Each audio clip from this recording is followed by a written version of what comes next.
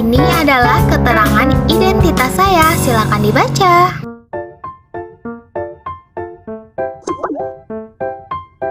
Video pembelajaran Bahasa Indonesia.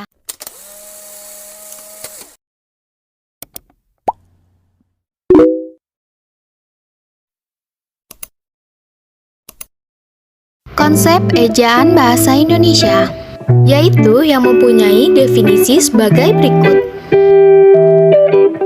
Ejaan bahasa Indonesia merupakan aturan atau pedoman dalam penulisan berbahasa Indonesia. Dalam Kamus Umum Bahasa Indonesia dinyatakan, ejaan adalah cara atau aturan menuliskan kata-kata dengan huruf.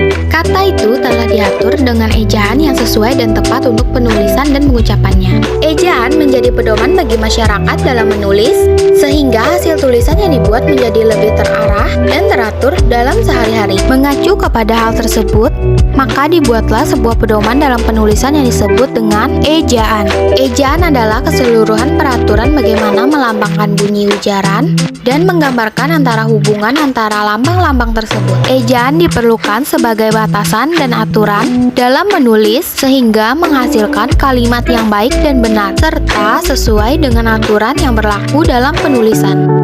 Berdasarkan pembahasan tersebut, maka ejaan memiliki fungsi sebagai berikut. Pertama, sebagai landasan pembakuan tata bahasa. Kedua, sebagai landasan pembakuan kosakata dan peristilahan. Ketiga, alat penyaring masuknya unsur-unsur bahasa lain ke dalam bahasa Indonesia. Selain fungsi yang telah disebutkan tadi, ejaan juga memiliki fungsi secara praktis untuk membantu pemahaman pembaca di dalam mencerna informasi yang disampaikan secara tertulis. Ejaan bahasa Indonesia juga memiliki sejarah perkembangan tentang ejaan bahasa Indonesia.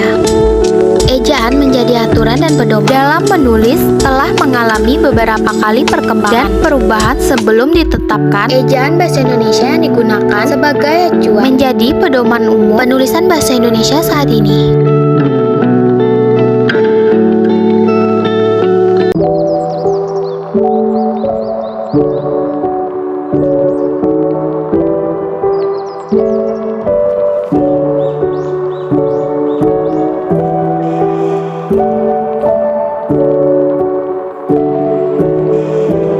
Ejaan bahasa Indonesia juga mengalami beberapa kali perubahan dalam ejaan tersebut. Beberapa perubahan ejaan yang terjadi di Indonesia yaitu ejaan Van Ophuijsen. Ejaan ini ditetapkan pada tahun 1901. Ejaan ini menitik beratkan penggunaan ejaan bahasa Melayu dengan huruf Latin. Ejaan ini juga merupakan ejaan yang pertama kali digunakan di Indonesia. Ejaan ini juga mempunyai beberapa aturan yang telah ditetapkan. Aturan-aturan yang telah ditetapkan tersebut memiliki 4 aturan, yang mana aturan itu telah dijelaskan dalam video ini. Dan selanjutnya ada ejaan Sowandi. Pada tanggal 19 Maret 1947, Mr. Sowandi yang menjabat sebagai Menteri Pengajaran, Pendidikan, dan Kebudayaan Republik Indonesia. Ejaan ini menitik beratkan pada perubahan-perubahan bahasa atau perubahan terhadap ejaan Van Ophuijsen.